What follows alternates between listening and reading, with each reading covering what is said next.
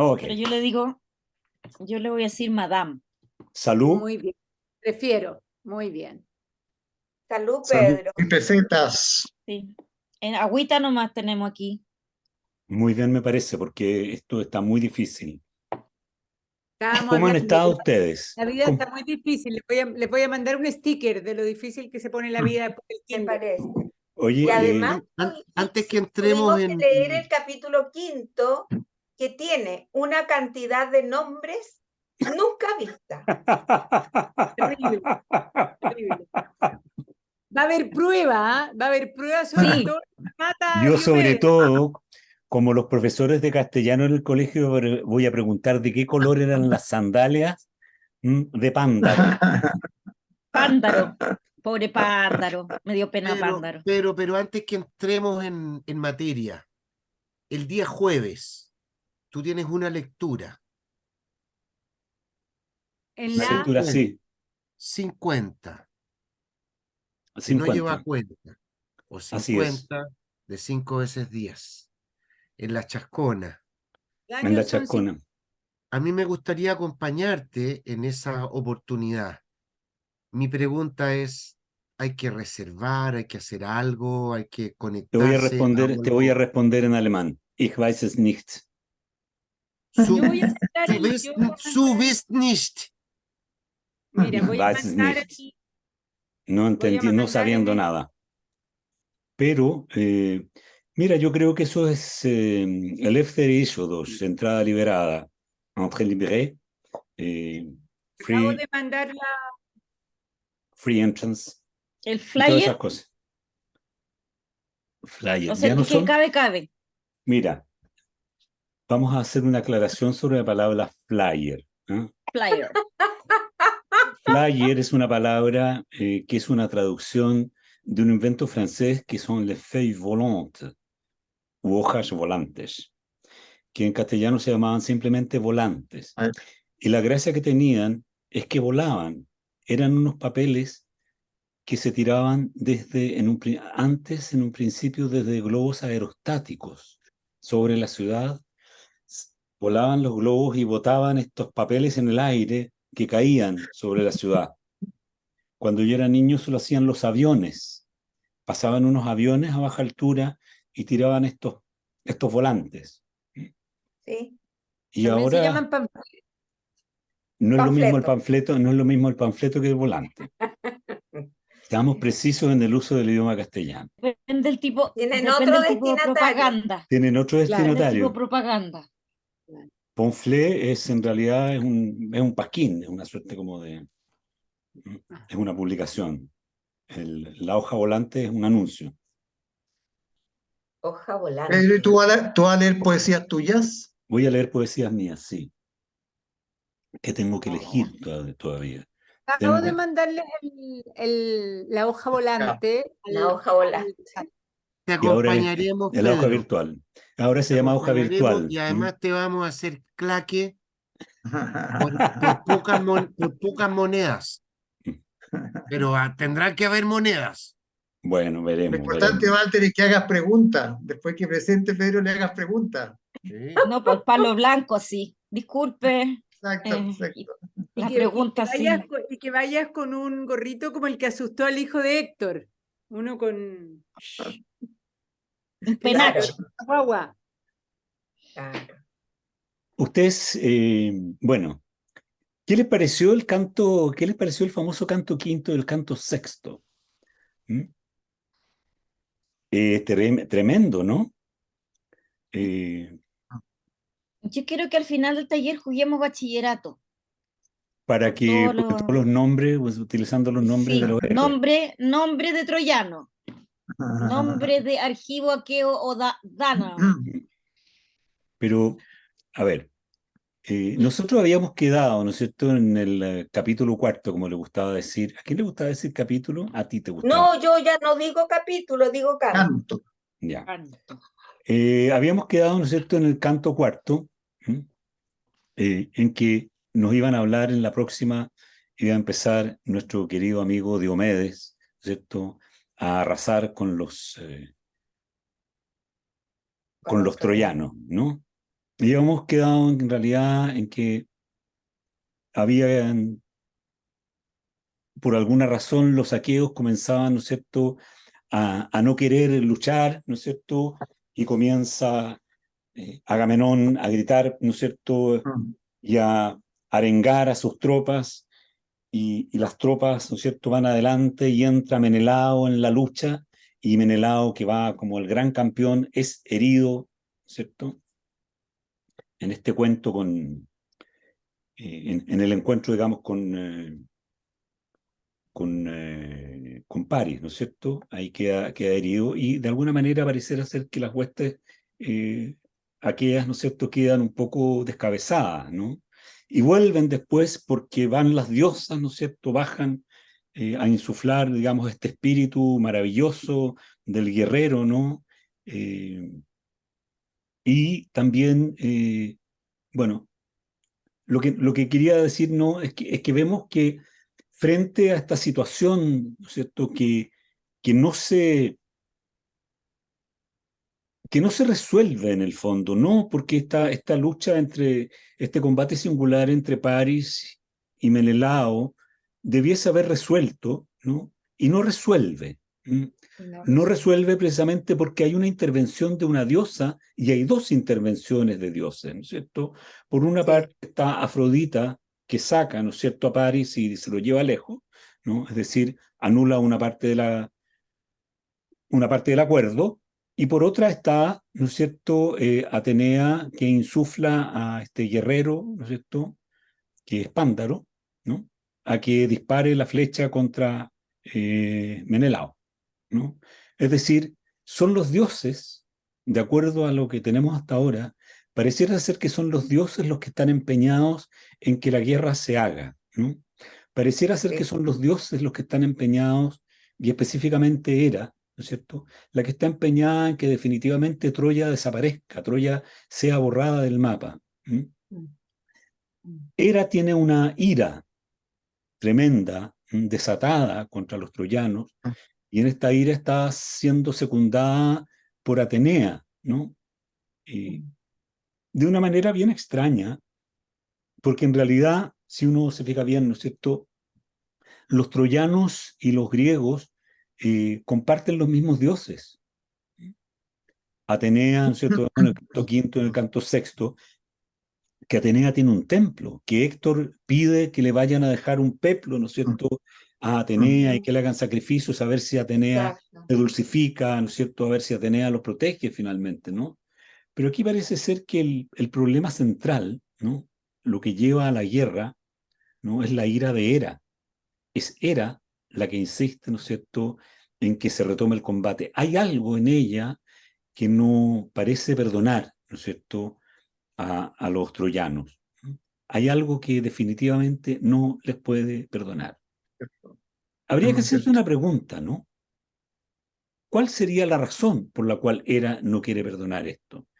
¿Será suficiente la idea de que en realidad está picada porque no fue elegida la más bella en esta, digamos, en esta competencia, ¿no es cierto?, de la manzana dorada o la manzana de oro, ¿no?, que se iban a disputar, la famosa manzana de la discordia, que se estaban disputando Atenea, Hera y Afrodita, ¿no es cierto?, y que Afrodita le promete el oro y el moro, sobre todo la mora, la mora Helena, ¿no es cierto?, a Paris, y Paris la elige a ella. Pero ¿será eso? ¿Será solo eso? O, y aquí yo quiero instalar una duda, ¿no? Y es una duda que hay algo aquí que me llama mucho la atención, a mí en lo personal, y que tiene que ver con Helena. ¿M? Helena es un personaje que ya vimos, ¿no es cierto?, en el canto cuarto, ¿m?, cuando ella describe, ¿no es cierto?, le pide Príamo que le describa quiénes son los héroes aqueos, ¿no es cierto?, y ella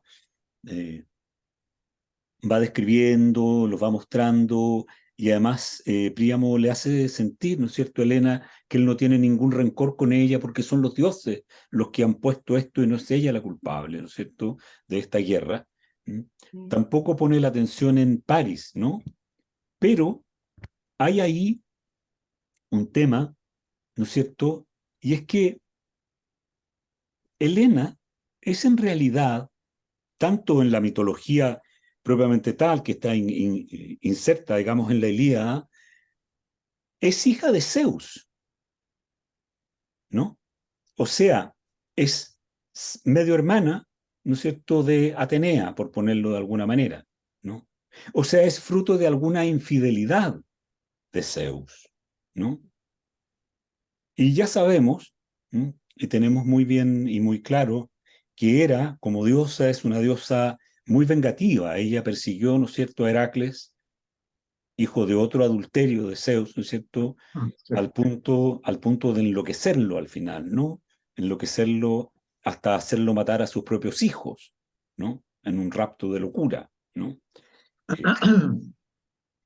Que lo hizo padecer todos los trabajos que padeció Hércules, Heracles, ¿no? Conminado a limpiar, ¿no es cierto?, los establos, a cazar la hidra de Lerna, a viajar hasta el último confín del mundo para conseguir las manzanas de las Hespérides, para ir al Hades, ¿no es cierto? Una serie como en el fondo, de pruebas que buscaban hacer desaparecer en el fondo a Heracles, cosa que no consigue, ¿no?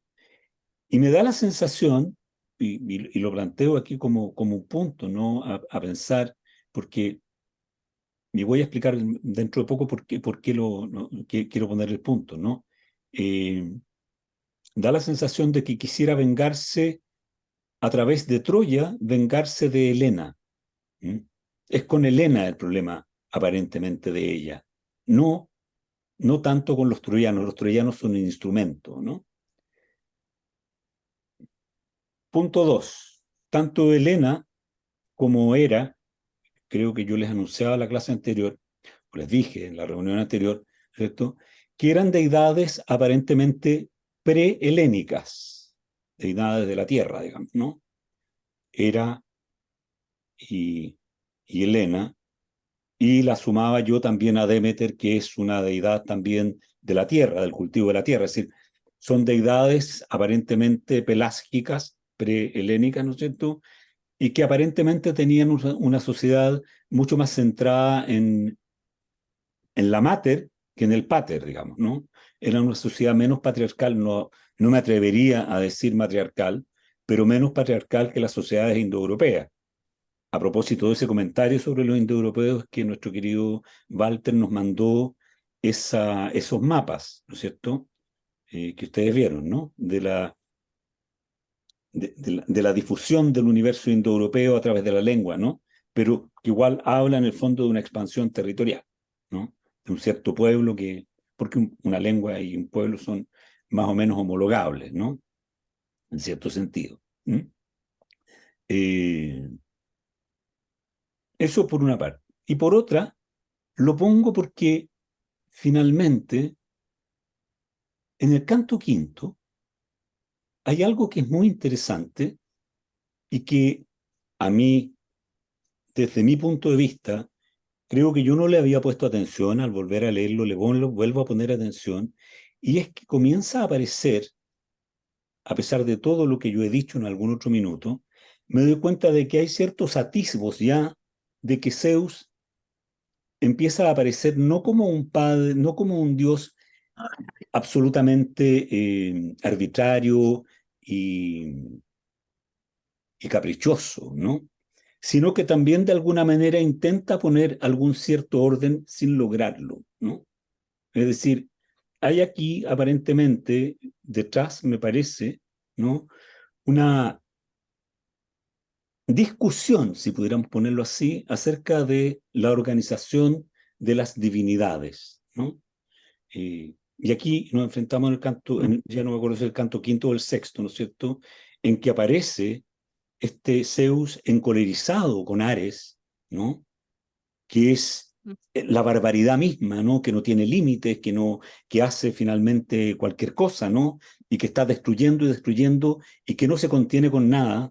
Tanto es así que lo reta cuando vuelve, ¿no es cierto?, al Olimpo, ¿no? Cuando Ares entra al Olimpo, lo trata como si fuera un mequetrefe en realidad, ¿no? Poco más o menos, ¿no?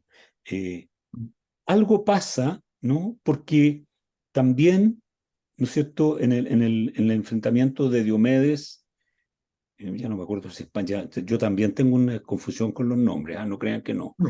¿Eh? El hijo de Tideo que se enfrenta, ¿no es cierto?, que se encuentra con, creo que es Pándaro, ¿sí? No, no es Pándaro, es otro, ¿no? No, Glauco, Glauco. ¿no? En que finalmente, ¿no es cierto?, a Glauco le perdona también la vida de alguna manera, ¿no? O sea, trata de salvar a sus hijos, ¿no? A pesar de, ¿no? De que trata de poner un cierto orden, trata de amainar, ¿no? La discusión, por decirlo de alguna manera.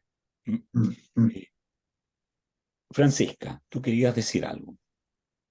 Sí, respecto de eso, dentro de todo lo que leí, de cantos quinto y sexto, fue lo que me produjo más duda, porque Hera y Atenea le van a pedir permiso a Zeus para aplacar a Ares, y él les dice, ya, ok, denle en el fondo, péguenle un chilito para que se deje un poco de estar tan belicoso este dios así.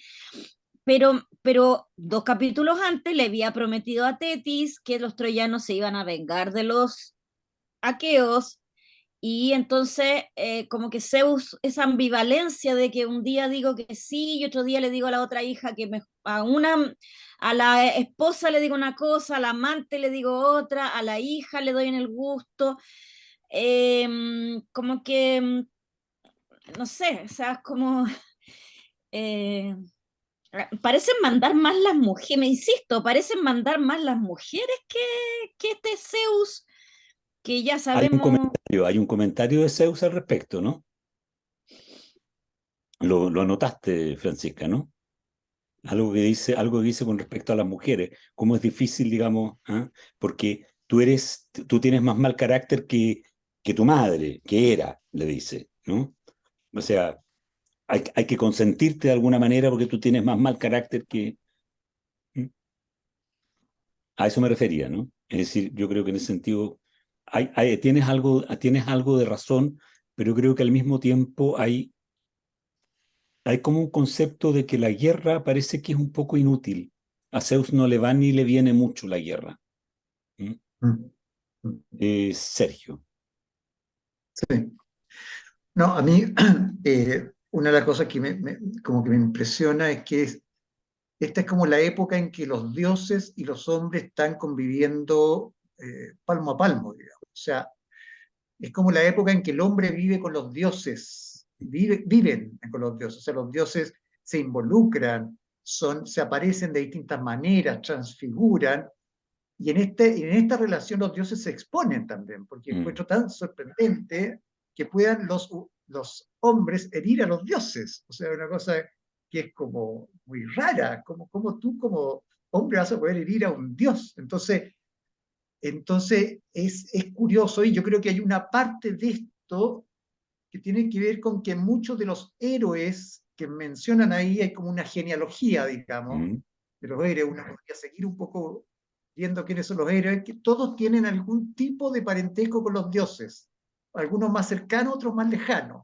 Entonces hay una especie de mezcla acá, de transición entre los dioses, los hombres. La identidad de los hombres también es, cierto modo, divina. También pueden lograr ellos herir a los dioses se involucran con los hombres. O sea, es una época en que los dioses y los hombres están muy, muy imbricados, digamos. Eso fue una cosa que más me llamó la atención. Yo no sé si tú recuerdas que en algún minuto, cuando hablábamos de la Odisea, yo hice referencia hice referencia a esta diferencia entre ambos textos, ¿no? Es decir, al hecho de que en realidad en la Odisea los dioses están más alejados. La diosa que aparece finalmente es Atenea, pero ya no interviene de manera directa como sí interviene, por ejemplo, ¿no es cierto?, manejándole la flecha, desviándole la flecha a Pándaro, o Apolo que interviene, ¿no es cierto?, que trae, que le sacan la flecha, o Ares que es herido, ¿no es cierto?, en el vientre, ¿no? No intervienen de esta manera los dioses en la Odisea, intervienen sí así en la Ilíada, y efectivamente yo creo que lo que tú señalas es muy, muy importante, precisamente porque la Ilíada, ¿no? La Ilíada para mí, desde mi punto de vista, es un gran problema histórico semántico, en grandes términos, ¿no? ¿En qué sentido? En el sentido de que Ilión, ¿no es cierto?, o Troya, ¿no?, es una ciudad que existió. Es una ciudad de la cual hay restos y hay rastros. Hay documentos históricos, ¿no es cierto?, en los escritos hititas que se han encontrado, de su existencia, de su importancia, ¿no es cierto?, en la entrada de los Dardanelos, ¿no es cierto? Hay documentación lo suficientemente importante que nos señala que todo lo que era la cuenca del Mar Negro era una cuenca muy rica en términos, digamos, comerciales, ¿no? Eran productores de hierro, que no trabajaban mucho el hierro los griegos, ¿no? Ni esas zonas todavía, porque la tecnología no la tenían para producir las temperaturas que se necesitan para fundir el hierro, ¿no? Lo podían hacer en muy pocas ocasiones. Tenían también el manejo, digamos, de las tierras fértiles de la zona de Crimea, de la zona de Ucrania, ¿no es cierto?, actual Ucrania, ¿no?, fértiles en granos, ¿no?, que alimentaban, ¿no es cierto?, y un poco es la referencia que se hace a los pueblos que apoyan a Troya en esta guerra, ¿no es cierto? Son pueblos que vienen de ese sector, digamos, de un sector que es económicamente distinto, que aparentemente es un sector más agrario que ganadero, como sería el sector, digamos, de los micénicos, ¿no? Hay ahí ciertas diferencias económicas. Pero también pareciera ser, si uno se mete como en los datos históricos en conjunto, ¿no?, que la guerra de Ilión o la guerra de Troya, que efectivamente yo creo que fue una guerra real, que existió, de la cual lo que nosotros conocemos es un poema que habla de seres legendarios, ¿no?, que pueden haber existido, que yo siempre hago el símil con el poema de Mio Cid, ¿no?, en ese sentido, ¿no? Señala históricamente esa guerra, ese periodo, señala un cambio muy importante a nivel geopolítico en toda esa zona del Mediterráneo, que tiene que ver con los desplazamientos de pueblos, llamamos pueblos del mar, que tiene que ver con lo que los griegos llamaron el regreso de los Heraclidas, o algunos el descenso de los dorios, ¿no es cierto?, el debilitamiento del imperio hitita, el resurgimiento, digamos, de los imperios en la Mesopotamia, ¿no es cierto?, el renacimiento o el nacimiento de un pueblo vasallo de los hititas como es el frigio y el lidio, ¿no es cierto?, que son sucesores. Lidia, digamos, Troya pertenece a lo que sería Lidia, ¿no?, que es un reino muy importante, que es el reino más importante de Asia Menor, hasta la victoria, digamos, de Ciro sobre Sardes, digamos, y sobre los babilonios, etcétera, etcétera, ¿no? Creo que eso que tú señalas, esta cercanía con los dioses, da cuenta del fin de una era que se idealiza, ¿no es cierto?, en que los hombres son cercanos a los dioses porque es una época gloriosa. El trasfondo que uno lee hasta ahora, digamos, en la Ilíada, por lo menos como yo lo veo, es que se trata todo de un momento glorioso de la historia. Son momentos inalcanzables desde ahora. Ustedes en el fondo es como si el poeta dijera, ustedes que me escuchan no vieron estas glorias, ¿no es cierto?, y estas maravillas divinas que no hemos tenido la suerte, pero de las cuales nosotros somos herederos. En el fondo ese es como el mensaje de la Ilíada, ¿no es cierto?, de esto. Y yo creo que en ese sentido tienes razón, y hay por eso quizás una admiración a esos códigos de la virtud, ¿no es cierto?, y esos modos de funcionamiento de esas aristocracias pretéritas que no hemos vuelto a conocer, ¿no?, que no hemos vuelto a ver, cuyo triste émulo es un Alejandro, ¿no es cierto? O un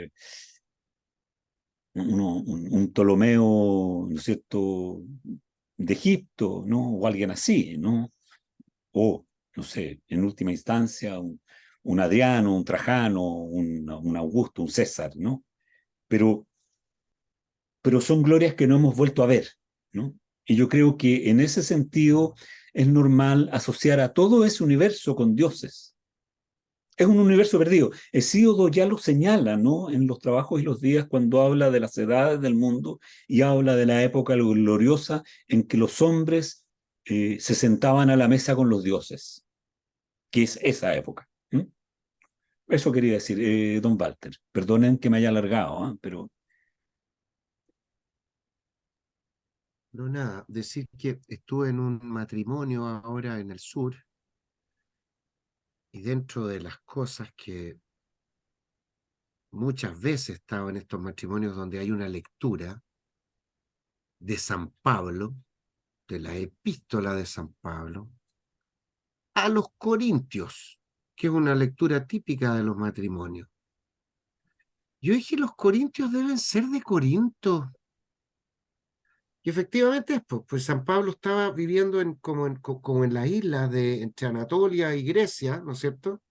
Y le manda esta carta a los corintios que están En en el Corinto. istmo de Corintio, ¿no es cierto? Entre Atenas y donde Y, era... y Argos. Entre Atenas claro, y Argos. exacto, en el istmo, en esa cosita Sí. estrechita, ¿sí? Yo dije, wow, tantas veces que he escuchado esto y como que nunca había juntado esta cosa en mi cabeza. O sea, los cartas a los corintios, claro, eran los que vivían en Corinto y eran estos griegos que estaban aquí. Eso era un desarnamiento que tuve el fin de semana. Que igual me pareció notable porque había escuchado esto 60, 80 veces y nunca había juntado esto dentro de mi cabeza. Mm. Y lo otro, y aquí siguiendo un poquito lo que decía Sergio, es que esta cosa de los dioses que están cerca de los humanos, sí, pero no están cerca de todos los humanos. Están cerca de los jefes, de los aristócratas, de los reyes. ¿Mm? Entonces, con ellos están emparentados a veces porque son medio hijos ilegítimos o tienen alguna cosa. Tienen como derecho a estar ahí y escuchar. Pero la plebe, menos. Y la plebe, en consecuencia, además tiene menos derecho a opinar.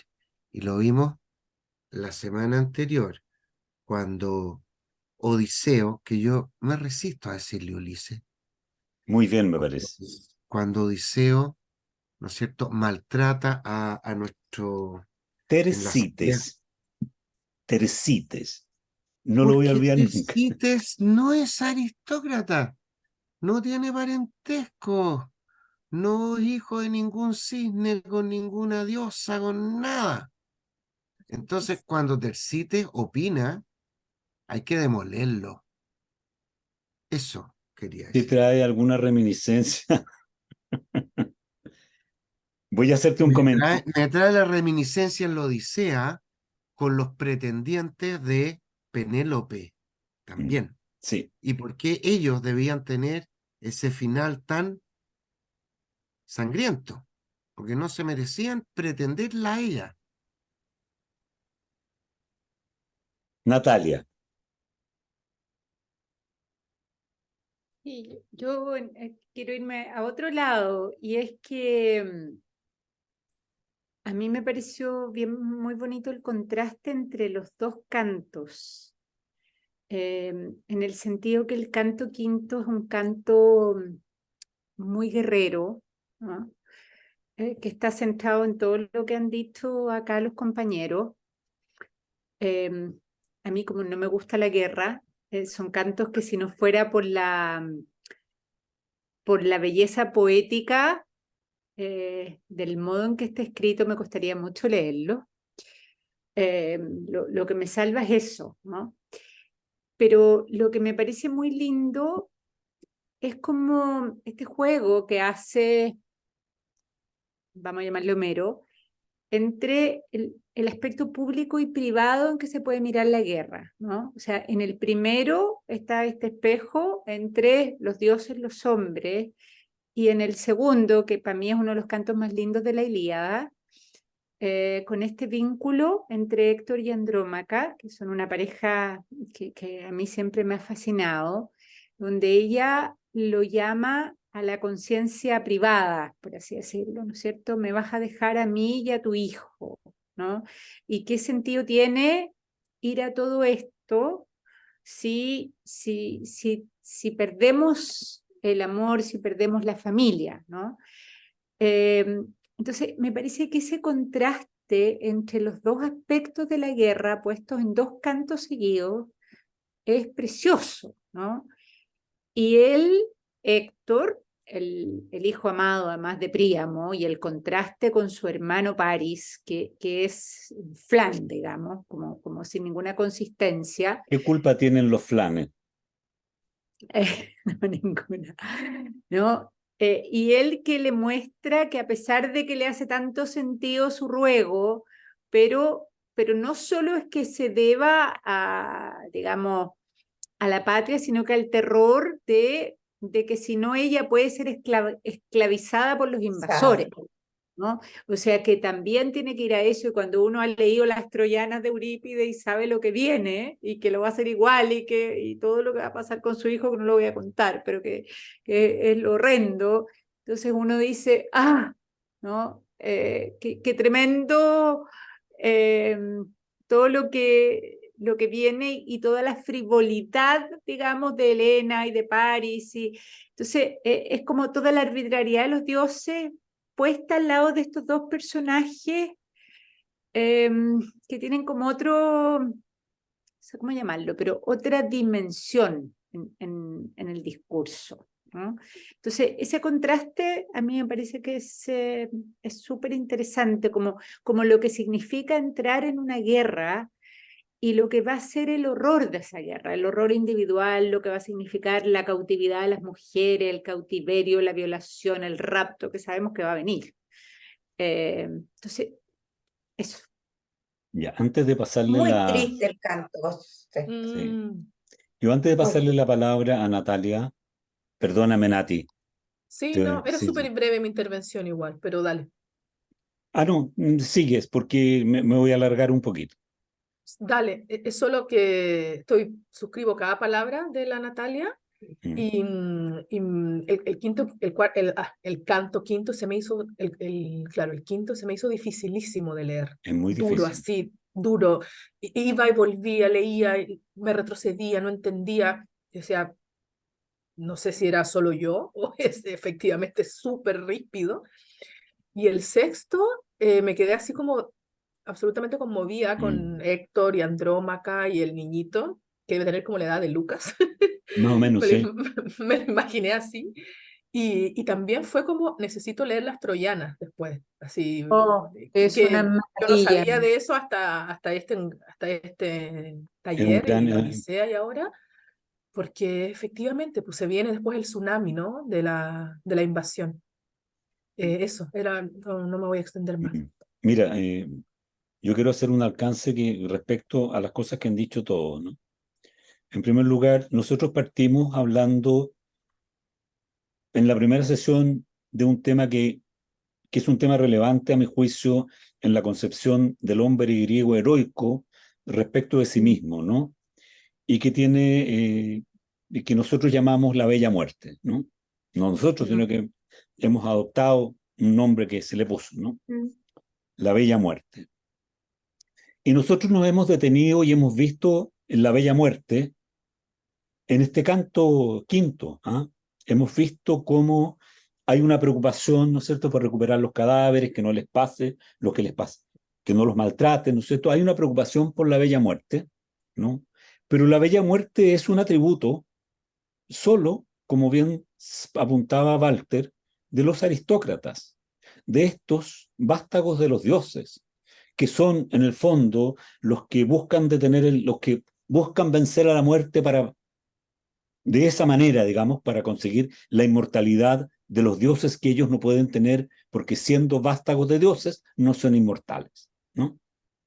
O sea, en ese sentido, ¿no es cierto?, la Ilíada es, en lo que se refiere a la guerra y en lo que se refiere a los héroes aqueos, ¿no es cierto?, dánaos o argivos, para ponerlos todos en el mismo saco, ¿no?, se refiere en el fondo da clara cuenta de un fenómeno social, en realidad, para seguir en el campo de Walter, ¿no?, que es una aristocracia. Nos habla de los aristócratas y efectivamente nos ha mostrado, ¿no es cierto?, el deplorable y deleznable señor Tersites, que es no solo patizambo, sino que además de hombros enjutos, de pecho apretado entre los hombros, pelado, calvo, con la cabeza puntúa y pelo ralo en el fondo, ¿no? Deforme, como es deforme cualquier persona de clase media, clase baja, ¿no?, aquí y en la quebrada del Ají, por decirlo de alguna manera, ¿no?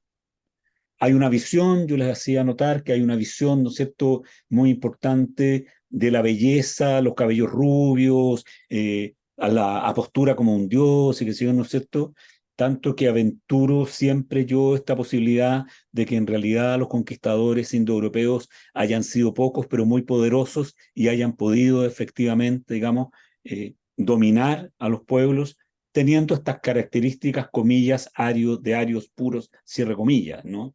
Estas características de rubios, ojos azules, brillantes, de blondas cabelleras, qué sé yo, ¿no? No nos habla la Ilíada de los muertos, de los miles de muertos que quedan, ¿no?, que quedan en el campo de batalla, ¿no? Los menciona así a la pasada, ¿no?, los innúmeros cadáveres, punto, ¿no? Pero no tienen nombre, son anónimos. Esta Los guerra, pasamos a buscar después.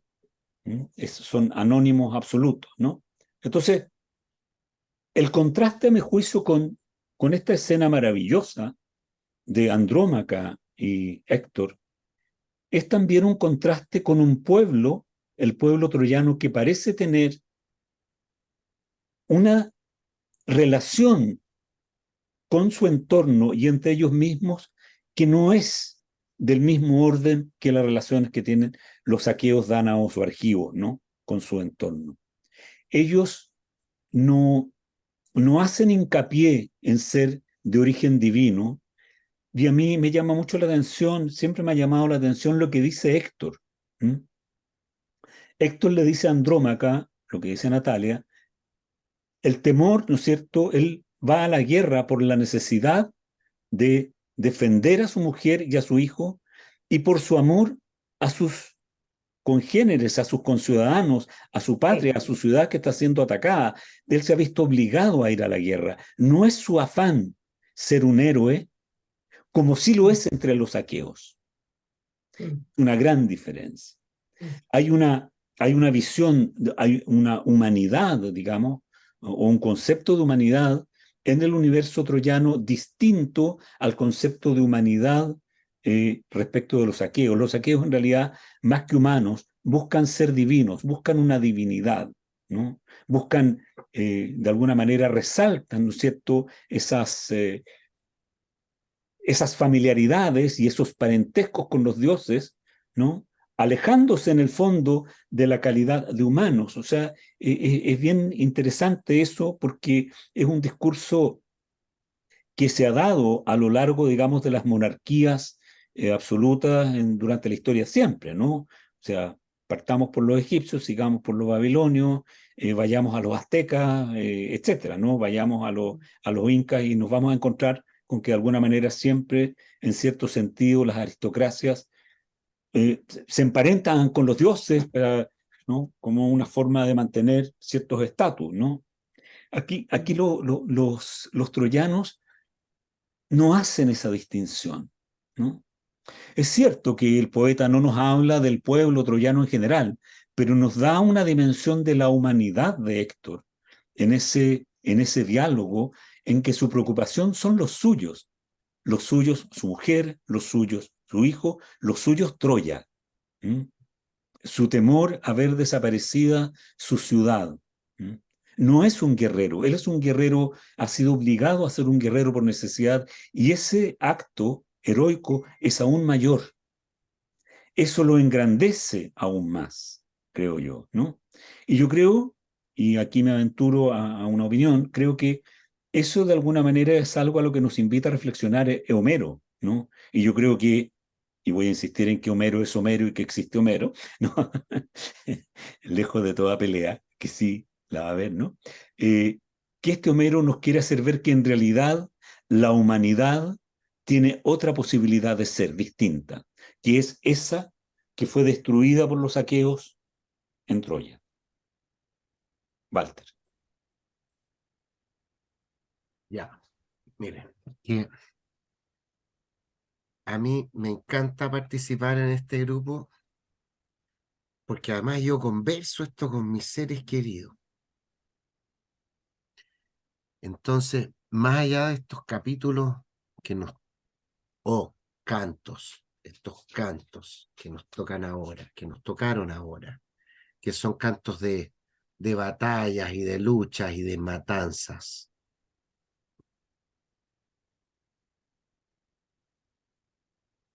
Y es como que en esa época la historia la escribían los hombres para los hombres. ¿Mm? Pero en lo que te mandé, Anita María, dice que más allá de los pueblos conquistadores y todo, que son los que determinan los cromosomas de que se van, que los hombres que matan a los hombres son los cromosomas determinantes desde ese punto de vista, había un cuadrito al lado que decía que los idiomas es el idioma materno. Por eso uno habla de lengua materna. Y por eso que es tan importante y son tan importantes las mujeres. Porque las mujeres son las que están en la casa y los que transmiten la cultura. Y dentro de la cultura, la lengua. La lengua. ¿Mm? Entonces, claro, aquí me estoy saliendo un poquito de la Ilíada, pero también pasa que el idioma, la lengua, y en todos los idiomas, ¿ah? En todos los idiomas uno dice, ¿cuál es su lengua materna? Fíjate, Sí. uno pregunta, Sí. ¿cuál es su lengua? ¿Cuál es su lengua materna? ¿Cuál es su lengua materna? Interesante. ¿Qué es lo que usted habla? Señor, ¿usted qué habla? Pero no le pregunto decir, le dicen, ¿cuál es su lengua materna? Porque las mamás son las que enseñan a hablar. Y hablar es importante, porque como dice la Biblia, Sergio, que yo me la leo contigo, cuando Dios le puso nombre a las cosas, las sacó a la oscuridad. Eso es la lengua. Sí. Listo. Es muy importante esa reflexión. ¿Sí? Sergio. Sí, no. A propósito también de todas, porque son como varias dimensiones que se van mezclando, ¿no es cierto? Porque podríamos decir también que hay una historia de lo que fueron las personas de esa época, que queda un registro, porque como que se hubiera registrado los nombres, queda una historia, que si no, no se habría perdido, ¿no? Porque a mí me llamó también la atención en esta aristocracia que se ha mencionado, el diálogo entre Diomedes y Glauco cuando decide ponerse en la buena, a pesar de que están en bandos contrarios. Fue muy sorprendente esa cuestión. Fue como, oye, qué sé yo, bueno, ya, no sé, por medio chileno, bueno, resulta que Vial se encuentra con la Raín, están en bandos opuestos, pero mira, no peleemos entre nosotros, porque nosotros, en fin, tu papá, mi papá, y sucesivamente. Entonces, hay como que ese diálogo a mí reafirma un poco esta especie de conexión, además, que había en toda esta aristocracia, esta historia que tienen previa, que una historia parece de que fueron recibidos por algunos y después no sé qué, y entonces hay una especie de aristocracia que está presente y que queda tan patente en ese diálogo. A mí me sorprendió mucho ese diálogo. Y también esta cosa tan especial se extiende a los caballos, porque hablan en un momento dado de estos caballos especiales que Eneas tenía, que venían de Zeus y que fueron que no son distintos a todos los caballos que luego tenían todos los otros carros. Entonces, es como que se marca mucho en Ilíada de que hay un estrato que es particular, especial, muy bien relacionados, vinculados, riquísimos, poderosos. Y entonces detrás de eso uno piensa, bueno, detrás de la invención de los dioses, ¿cuánto interés había en generar esta especie de diferencia de que hay gente especial que merece tratos y cosas distintas, etcétera, etcétera? Es como que uno inevitablemente piensa que el invento de los dioses a lo mejor también está al servicio de mantener y de consolidar esta especie de grupo tan particular, ¿no? Especial. Mira, es muy divertido y muy importante, muy interesante eso que tú dices, uno, porque en realidad, ¿no es cierto?, a pesar de ser pueblos distintos, ¿no es cierto?, en el mismo diálogo entre Glauco, ¿no es cierto?, y Diomedes, ¿no?, que se da, Glauco le insiste en que en realidad él es de origen griego, es decir, descendiente de Belerofonte, que tuvo que salir en el caballo alado y qué sé yo, y que perdió. Sí, estamos en bandos distintos, pero somos la misma familia. Somos la misma familia que domina el mundo. Entre nosotros no nos peleemos porque igual nos va a tocar, ¿no? Estoy poniéndolo muy en términos muy ramplones, ¿no? Pero de alguna manera, eso es lo que se contrapone a la visión de Héctor. Héctor no habla de intercambio de presentes. Nosotros encontramos lo del intercambio de presentes, ¿no es cierto?, en la Odisea. Que te lleves esto porque tu padre me trajo esto, o sí, alguna vez Odiseo me recibió y nos intercambiamos presentes y unas copas y unos carneros y no sé qué, qué sé yo, ¿no? Es lo mismo que es el diálogo entre Glauco, ¿no es cierto?, y Diomedes, ¿no? Porque se dieron cosas y fueron huéspedes uno del otro, etcétera, etcétera, ¿no? Es decir, hay una hermandad sobre los intereses concretos y precisos, ¿no? En esa parte, ¿no? Pero hay una diferencia conceptual de la riqueza de lo humano, que apuntaba muy bien Natalia, en el universo Troya, Héctor, Andrómaca, digamos, ¿no? Y es muy interesante lo que se produce también, ¿no?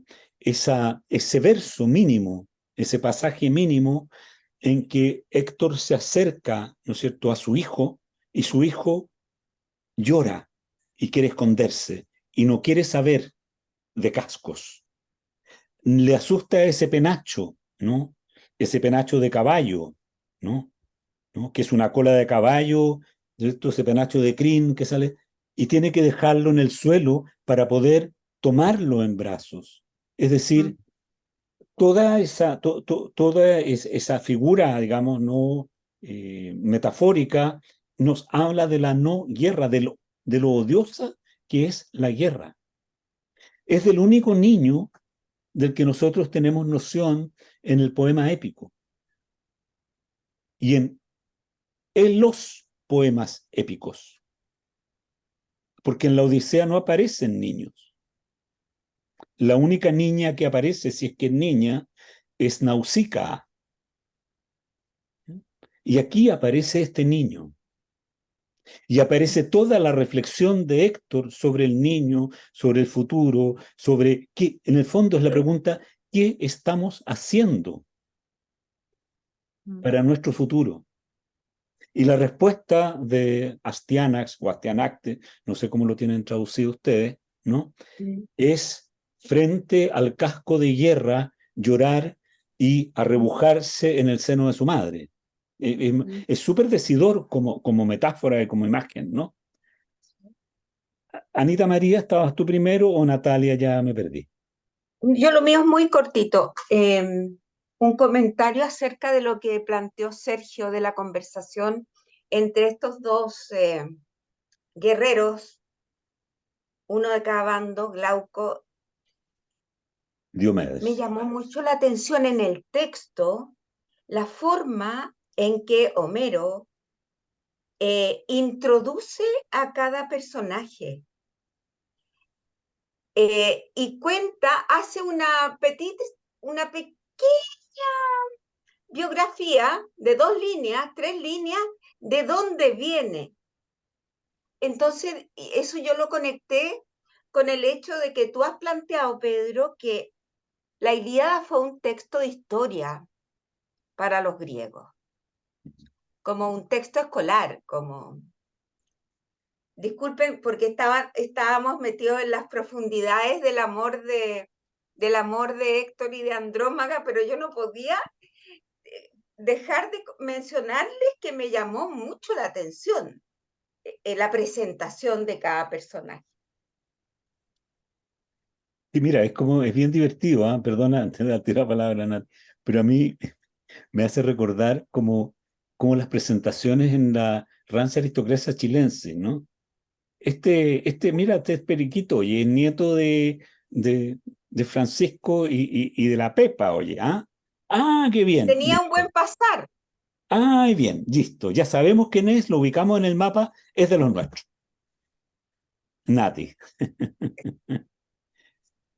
Es que a propósito de Héctor y del penacho y todo eso, les quería preguntar si ustedes conocían un libro que yo solo sé el título y he leído el título y la contraportada, que se llama justamente El gesto de Héctor, que es de un psicoanalista italiano que lo vi por casualidad una vez en un bibliometro y me llamó la atención, porque ya estaba en este plan de leer con ustedes la Odisea y todo.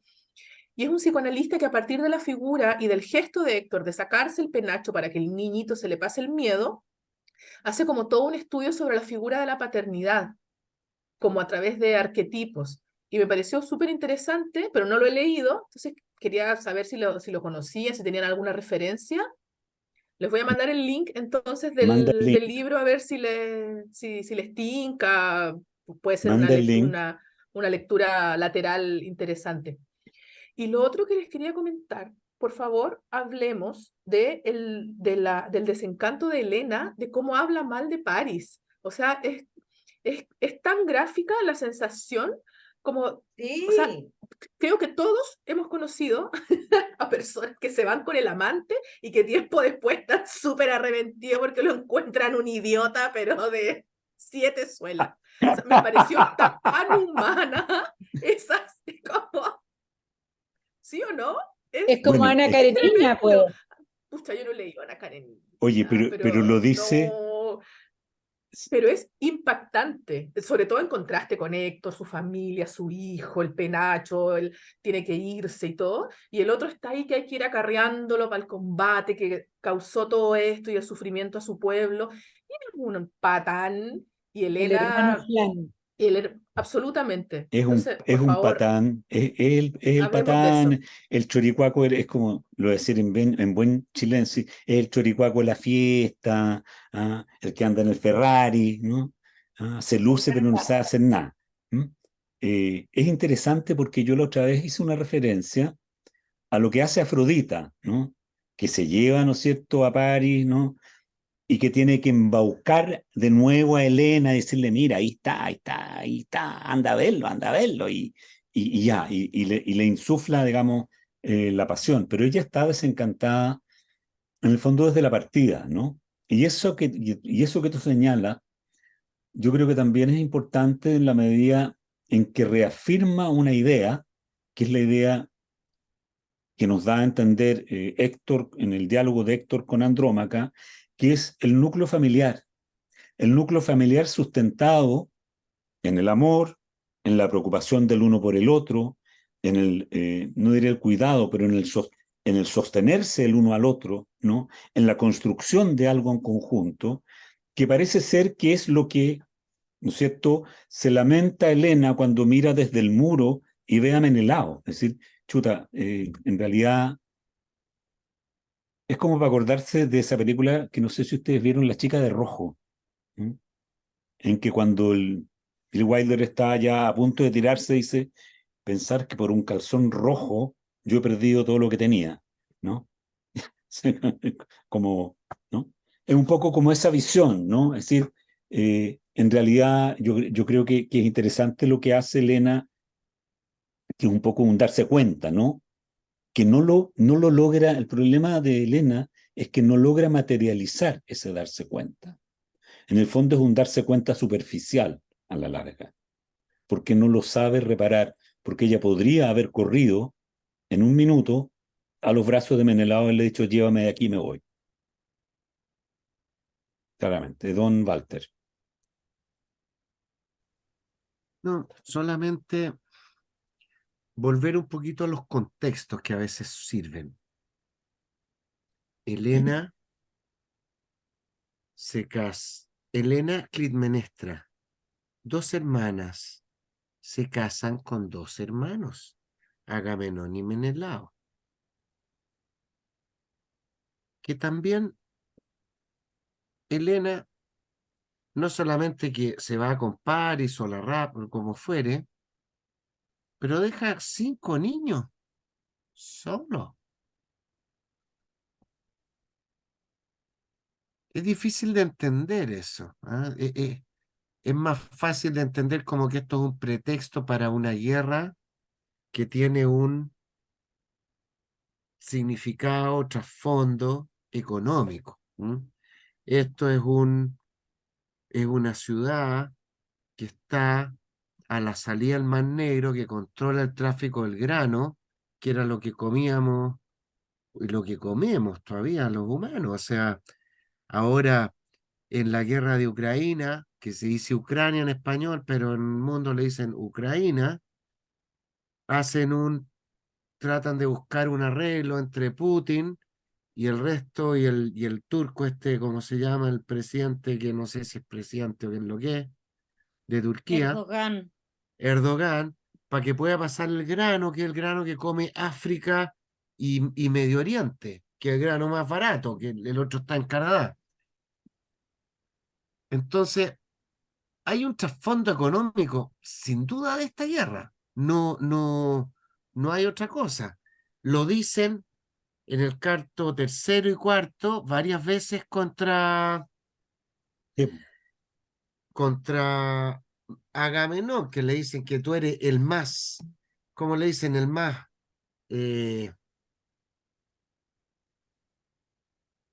aquí le voy a encontrar la palabra, el más ambicioso. En el fondo, ¿qué es Se lo lo que dice Equila y se lo dice Tercite. Tercite, el abominable? Y todos lo saben, pero al final, ¿a dónde está? ¿Por qué es rica? ¿Por qué es rica Ilión o Troya? Porque por ahí pasa el grano. Ellos son el peaje de donde pasa el grano, que es la riqueza de esa zona. Entonces, esto de la Helena, y yo creo que a esta altura, yo ya en el canto 6º de la Ilíada, es verdaderamente un pretexto de la guerra. La guerra tiene en un componente económico y de ambición y de riqueza y de expoliación para los invasores, que es súper claro. Eso. Ya comentaremos. Natalia. Sí, en la misma línea de mi querido Walter. Yo creo que justamente el final del canto 5º, ¿no? Hera, Argiva y Atenea, a la Alcomenia, regresaron también al palacio del gran Zeus cuando hubieron conseguido que Ares, funesto a los mortales de matar hombres, se abstuviera, ¿no? Porque, claro, yo creo que uno lo que empieza, estamos empezando, a mirar acá, es que estos juegos que hace el autor o el poeta con nosotros de contarnos una historia como la de Helena, ¿no es cierto? Y lo interesante sería pensar por qué, ¿no es cierto? ¿Para qué nos cuentan esta historia? ¿O para qué le cuentan al pueblo esta historia? Siendo que evidentemente acá lo que hay es un propósito por una parte de ambición económica y por otro de destrucción, ¿no? El amor de la muerte, el amor de la destrucción, que es también sumamente evidente, como comentamos en el otro taller, cuando se sacrifica Ifigenia, ¿no es cierto?, por la sed de oro, ¿no es cierto?, y se utiliza la excusa, ¿no es cierto?, de los hados, a propósito de las dos hermanas, ¿no es cierto?, y que ahí viene la saga de Clitemnestra y la saga de Electra. Entonces, la pregunta que quiero hacer, porque es evidente que aquí lo que hay es la sed de sangre, ¿no? No solo de oro, porque los hombres entran a destruir, a violar, a matar, y hay una sed sádica, ¿no? Entonces la pregunta es, ¿por qué esta necesidad de disfrazarla de historias tan banales, tan infantiles, como el rapto de Helena, que es no creíble a ninguna luz, digamos? ¿Qué sentido tenía para un pueblo que supuestamente alto y que no se la cree nadie, digamos? Yo creo que tiene mucho sentido. A ver, es bastante complejo lo que voy a tratar de explicar, ¿no? En el sentido que cuando nosotros hablamos de la guerra de Troya, ¿no? Nosotros leemos una serie de nombres de personajes, ¿no?, que corresponden a la mitología o a la tradición más bien micénica, ¿no? Todos son personajes de esa época, ¿no? Los héroes que se refieren, Belerofonte, etcétera, ¿no? Pándaro, Enomao, nombres que aparecen, ¿no? Que aparecen nombrados como guerreros ¿no es cierto?, en el bando de los aqueos, ¿no? Aparecen en las otras mitologías como parte, ¿no es cierto?, constitutiva de una Grecia de la memoria, ¿no es cierto? En la tragedia Agamenón, ¿no es cierto?, de Esquilo, aparecen en el ciclo tebano, ¿no es cierto?, los Edipos y qué sé yo, ¿no? Aquí aparece una Etra, por ejemplo, ¿no?, que es la madre de Teseo, ¿m?, que aparece como una sirvienta, ¿no? Es decir, se nos habla de todo un universo que es el universo glorioso, y ahí vamos a lo que apuntaba Sergio, ¿no? Es un universo glorioso que brilló, para ponerlo de alguna manera, ¿no es cierto?, y aquí nos vamos a poner en términos más o menos concretos, alrededor del 1250 a 1150 antes de Cristo. La guerra de Troya es una guerra extraña, porque es una guerra que, si bien significa la victoria de los aqueos argivos danaos, ¿no es cierto?, señala también el fin de la civilización minoica y de su riqueza, ¿no? Al punto que la destrucción de los palacios minoicos, o micénicos, digamos, ¿no?, está datada por los arqueólogos más o menos alrededor de esa fecha, como está datada, digamos, toda la le bouleversement, el revuelo que se produjo, digamos, a raíz de los pueblos del mar, digamos, ¿no? Consignados en varias partes, está también señalado por algunos, aunque los italianos dicen que los etruscos nunca se movieron y han sido siempre ahí. Hay datos que señalan el movimiento de los etruscos en esa época desde, digamos, el Asia Menor hacia lo que es hoy Etruria toscana, digamos, ¿no? Lo que haría sentido con el mito de Eneas, ¿no? Lo uniría bien, ¿no? Todo ese es un universo que se pierde y que queda en la oscuridad durante 200 años, estamos hablando desde el punto de vista arqueológico, ¿no es cierto?, y que reaparece en un poema que toma cuerpo y es visible y es conocido y reconocido como poema completo, más o menos, ¿no?, en el 750 antes de Cristo. Concedámosle un rango de 50 años más, en el año 800. Es decir, aparece 300 años después de la caída de Troya. Aparece, según quienes conocen del tema, ¿no es cierto?, que nos han dicho que es la posibilidad de que sea un compilado de distintas leyendas que se han ido, ¿no es cierto?, uniendo, juntando, y que un poeta maravilloso las ha reunido y les ha dado una unidad, digamos, ¿no? Pero que aparentemente podría ser, por lo tanto, una larga memoria desde la derrota de un universo, de un imperio perdido, ¿cierto? Mantener una memoria viva como recuerdo que ocurre en todas las naciones, ¿no es cierto?, como recuerdo del volver a florecer, volver a ser como fueron nuestros antepasados. Ya lo hizo Mussolini usando la loba romana, ¿no es cierto?, ya lo hicieron los griegos en el año 22, queriendo recuperar los confines del Imperio Bizantino, ya lo han hecho muchos, ¿no?, querer recuperar las glorias de antaño, ¿eh? Como decía François Villon, où sont les neiges d'antan? ¿Ah? ¿Dónde están las nieves de antaño? Pero todo ese universo, ¿no es cierto?, se encuentra con una realidad económica y social totalmente distinta, ¿no?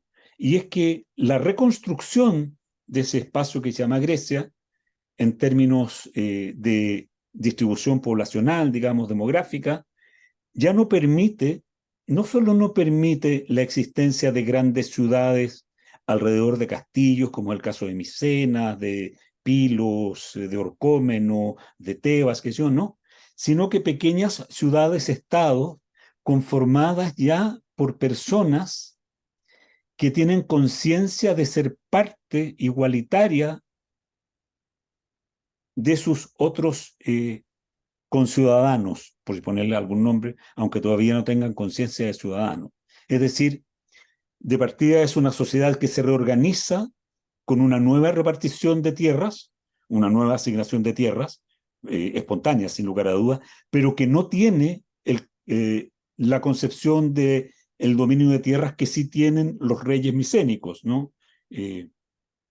Agamenón le ofrece a Aquiles, le va a ofrecer a Aquiles tierras y pueblos completos, es dueño de pueblos completos como dote, ¿no? La Grecia que surge en el 800, 850 a.C., comienza a surgir, ya no existen terratenientes que tengan esas propiedades de esas dimensiones como para ser reyes, ¿no?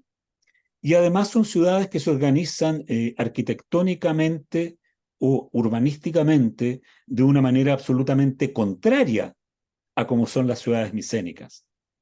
Si la ciudad micénica está construida alrededor de un castillo, ¿no?, las acrópolis, ¿no?, la ciudad post-micénica, la ciudad que surge, digamos, en este periodo, es una ciudad que se construye alrededor de la plaza, del ágora, del lugar donde se reúne el pueblo. Es totalmente distinta como concepción, digamos, espacial y social, ¿no?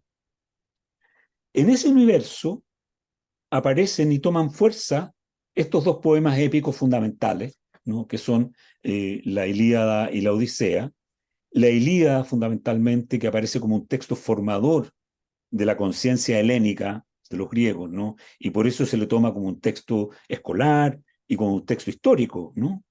Es parte de lo que ellos conocen como historia, pero que también habría que reconocer que es la educación que en cierto sentido imponen las clases más pudientes, las clases aristocráticas, muchas de ellas que se reclaman herederas o las derechohabientes sobre la tierra, ¿no?, puesto que son herederas de héroes fundadores, ¿no?, ya no descendientes de dioses, pero sí descendientes de figuras prominentes, ¿no?, que aparecen algunas de ellas nombradas o nominadas en este texto casi sagrado, ¿no es cierto?, que es la Ilíada, ¿no?, que es un texto en realidad, no es un texto sagrado porque los dioses no tienen ningún documento que haya sido dictado por Dios, digamos, ¿no? No tienen ni una sura, digamos, coránica, ni tienen textos bíblicos, no se les apareció ningún ángel, pero sí tienen esa conciencia, ¿no? Pero representan textos, representan universos de concepciones muy aristocráticas, ¿no? Finalmente, si uno comparara, digamos, el concepto de virtud que nosotros encontramos entre los saqueos de la Ilíada, podemos encontrar reminiscencias de eso en el famoso discurso fúnebre de Pericles, ¿no? Lo que son los valores de la virtud ateniense, ¿no? Por ejemplo, ¿no? Los guerreros que por la patria, que esto, que lo otro, ¿no? Y que también habla en cierto sentido de una bella muerte, ¿no? A pesar del gesto revolucionario que significa la construcción de la democracia, de la cual Pericles es un adalid, ¿no? Se siguen utilizando ciertas concepciones que vienen de esa época, ¿no? Y que dan, de alguna manera, una prestancia, ¿no es cierto?, a nivel social, ¿no? Dan un cierto pedigrí, ¿no?, sobre el pensamiento social, ¿no? Entonces, es un texto en ese sentido, ¿no?, que exalta ese tipo de cosas. Yo ya me perdí un poco de si te estoy respondiendo, Natalia, o no a la pregunta que tú hiciste, ¿no? ¿Por qué la importancia, no? Esa era tu pregunta, ¿no? A una parte sí y a otra parte no, porque lo que no me queda para nada claro es por qué requieren utilizar, digamos, Una historia tan una simple. historia tan banal, digamos, eh, para explicar la guerra, ¿no? O sea, Mira, ¿por qué no usar, qué sé yo, la gloria del pueblo, no sé, las típicas excusas como nacionalistas, militaristas, o sea, ¿por qué tener que recurrir a esto? Esa es mi pregunta, si hay alguna... yo, a ver, yo no tengo una respuesta muy clara, No, yo sé, si hay alguna... pero creo que no podría indagar una respuesta a partir de los universos mágicos, ¿no? Es Ujú, decir, en el fondo aparece como la guerra es un horror, ¿no? ujú, Es necesario justificarla desde un universo medio mágico, medio infantil, ¿no? ¿Mm? Que es un ujú, poco, que es un poco mutatis mutandi, lo que uno va a encontrar también en el Mío Cid, lo que uno va a encontrar en el poema de Alejandro, ¿no es cierto? Lo que uno podría encontrar en un texto griego que se llama Digenisa Critas, que es la historia de un héroe de las zonas, digamos, fronterizas, ¿no? En que también aparentemente el móvil para los actos heroicos y de reivindicación es aparentemente, comillas, el amor, ¿no? Aquí aparece en el mío Cid, es muy importante el amor con Jimena, que Jimena no lo quiere, ¿no? Pero al mismo tiempo lo quiere, ¿no? ujú, No da cuenta de lo que en realidad era Rodrigo Díaz de Vivar, que era un mercenario, guerrero, sanguinario, que peleaba, sea a favor de quien le pagara mejor, príncipes árabes o mozárabes, ¿no? O Valencia, y que quería hacerse una ciudad y se hizo con Valencia porque era un caperuzo en la guerra, ¿no? Pero claro, las sociedades en frente al horror de la guerra, porque yo creo que hay un reconocimiento del horror de la guerra, tienen que inventar, creo yo, estos cuentos fabulosos, ¿no? Uno se lo Nosotros, presentan como un galán, claro, ¿no? ujú. Nosotros tenemos un cuento similar, y perdonen la digresión, pero nosotros creo que tenemos un cuento muy similar con lo que fue la Guerra del Pacífico, ¿no? Claro. O sea, porque en el fondo la Guerra del Pacífico nosotros históricamente hemos justificado una matanza y una usurpación imperdonable, ¿no? Sí, comprendo. Sí. Y con una matanza, las matanzas del ejército chileno en Perú son memorables. Horroroso. Mm. ¿Mm? Y en general estas guerras. se violaron a las peruanas de ida y de vuelta, como en todas las guerras. Así Mm, es. ¿Quién paga el pato en la guerra? Las mujeres. mm, Always. mm. Siempre, Es una forma de dominación, ¿no? siempre. Don, don Walter, yo no sé si respondí, pero creo que Sí. el camino va por ahí, digamos, ¿no? Mm. Don Walter. Se me perdió un poco la idea, pero tiene tres Pero, elementos. Tiene tres ya. elementos. Un sitio de 10 años no tiene sentido desde el punto de vista de la historia militar. No. No.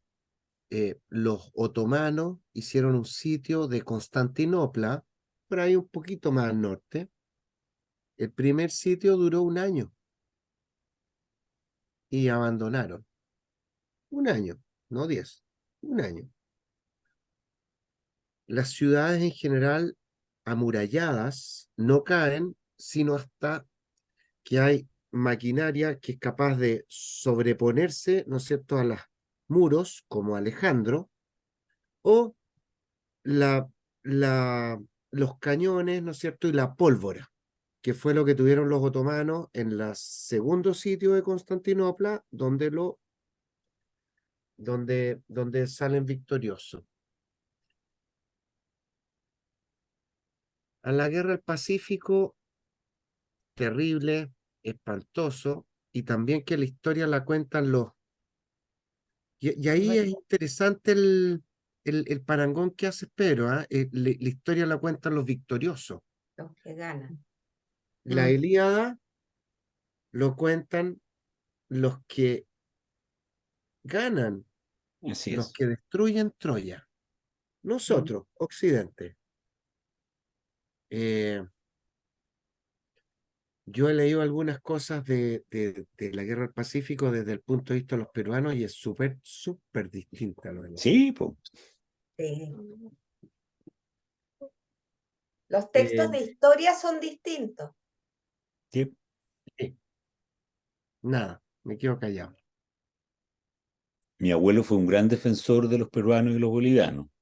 Le costó que lo expulsaran, que lo exoneraran de la universidad de su cargo de director del pedagógico, año 1921, antes del plebiscito en Tacna y Arica, que fue el año 29. ¿Y tú votaste apruebo o rechazo? Yo, chuta, hasta ahora... A propósito, plebiscito. El voto es secreto, ¿ya? Mira, yo me quedaría como corolario, ¿no? Yo creo que lo más importante, yo planteaba que la Ilíada tiene que ver con la guerra y con el amor y con la muerte, ¿no? Y yo creo que el lado del amor, finalmente, es el lado que contiene a Troya. Troya, el universo troyano, es un universo amoroso, es un universo profundamente humano y sacrificado.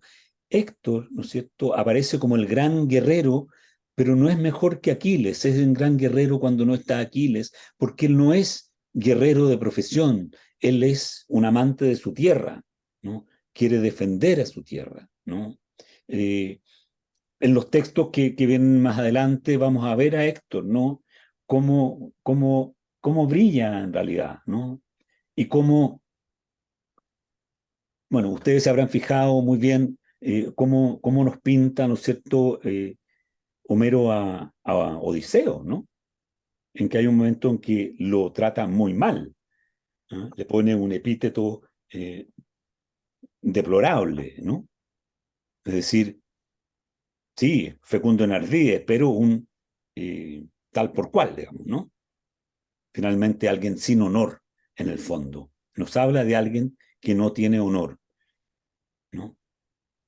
O sea, Homero finalmente tiene un punto de vista sobre los griegos. A mí me extraña porque yo tengo la impresión, y aquí voy a dejarlo, tengo la impresión de que en realidad los micénicos, como los griegos, digamos, recién salidos del período oscuro, son pueblos iletrados.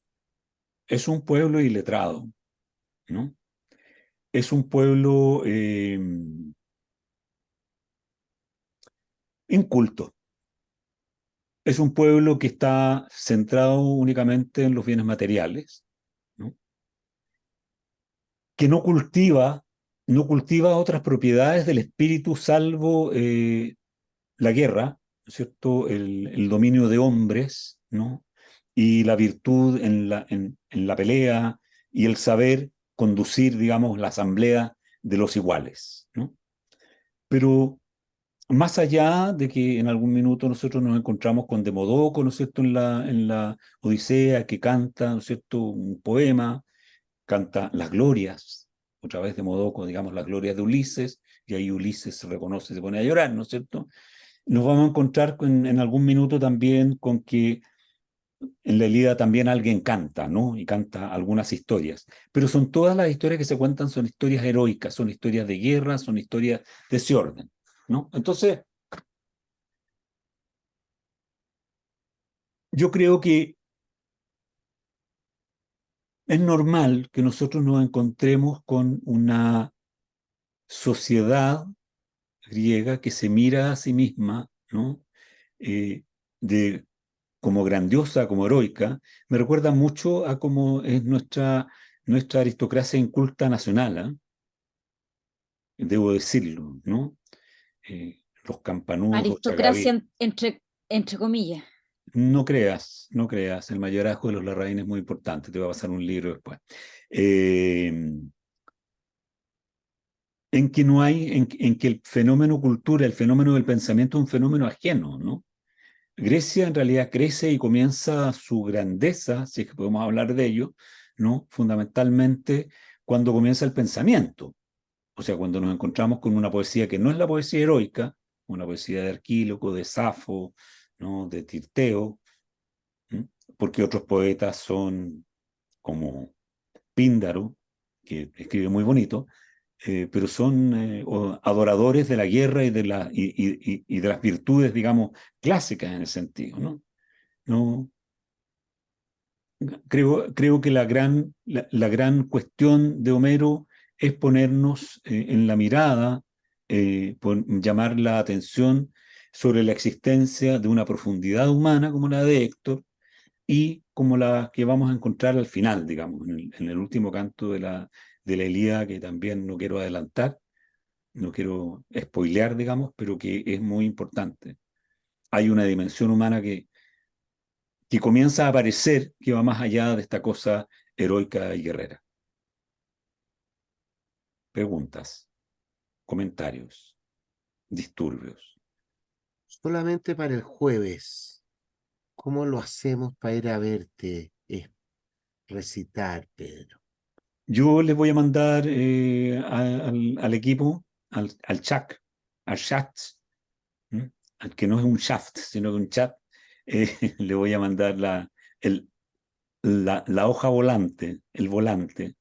¿M? La hoja Ya lo volante. mandé, ¿M? ya lo mandé. Ah, ya lo mandó la Natalia. ¿Ves tú? La Natalia se adelanta todo. Es una mujer maravillosa. Es anticipatoria. Pero no dice, o yo no alcanzo a ver, no dice si hay que inscribirse, no. No, le voy a preguntar a Rodrigo Verdugo y les cuento. Y si no, Pedro, tú que tienes poder y blandes el poder Línea directa con los con una dioses. fuerza infinita. Un gorro Nos pidiendo inscribes, pituto. nos inscribes a todos como Está pidiendo pituto, así. oyentes. Así de simple. Buen chileno, Así de po, simple. pidiendo pituto. Lógico. Los inscribo. Listo. Ya. Así lo hacemos Quedan fácil. todos inscritos. Listo. Inscritos. Con pedigrí y todo. Listo. Queridos, bueno, ha sido un placer. placer, como siempre. Ha sido una sesión increíble. Ay, qué bueno. Pero es triste igual, ¿no? Es tremendo. Sí, es tremendo Pero- este canto 5. Y el 6. Sí, el 6. No se va a poner más alegre. Mira, no se va a poner, no Es se va a duro, poner, es duro. no se va a poner más alegre, Nati. No se va a poner más alegre, pero sí va a ocurrir algo que yo encuentro que va a ser maravilloso, ¿no? Y es que este viaje, el viaje por los clásicos, antes de cerrar les voy a contar una historia. Cuando mi padre me insistía en que yo leyera los clásicos, yo lo oía como el diablo al incienso. ¿Mm? Así, pero salía cascando. Recuerdo que con los clásicos mi padre ya al final yo leí la Odisea porque era una aventura, leí como una aventura primero, después leí la Ilíada, porque mi papá hablaba mucho, he tenido 12 años, 11, 12 años, ya, en fin. No recuerdo mucho la Ilíada en mi época de lectura de joven, sí la Odisea porque era una aventura y las sirenas y Circe y toda esa cuestión era más romántico, de alguna manera, ¿no? Más asequible a un niño. Y me hizo leer también poesía clásica, Safo y Arquíloco y Píndaro, en unas traducciones Natalia, muestra tu españolas anillo de Safo. horrorosas. Eran unas traducciones en realidad que uno decía, pero ¿cómo pues les puede gustar esta cosa a estos señores poetas? ¿No? Y cuando llegué a Grecia descubrí que en realidad eran lecturas maravillosas, estaba muy mal traducido. Y me fui adentrando y en realidad, a pesar de lo doloroso y de lo trágico que son, tienen una capacidad de abrir el mundo que es realmente impresionante. O sea, es como yo, que las he leído infinitas veces, no puedo contar las veces que las he leído, cada vez que las leo descubro algo nuevo y cada vez que conversamos voy descubriendo algo nuevo. Yo les agradezco mucho a ustedes que sus comentarios, porque nos van abriendo luces en el fondo, ¿no? Y así que, nada, no viene nada más alegre, Nati, pero lo vamos a pasar bien igual. Sí, no me cabe duda. ¿Mm? Así que nada, un abrazo grande a todos, que estén muy, muy bien y nos Gracias, Pedro. vemos. Chao. Un abrazo. Nos Chao. vemos Chao. prontamente. Cuídense Sí, mucho. Y el igual, jueves chao. todos Chao. nosotros que estamos ya inscritos, pero nos Sí, escribió. sí, yo los inscribí, así que do not worry about. Chao. Chao. Thank you very Chao. much. You're welcome. Gracias.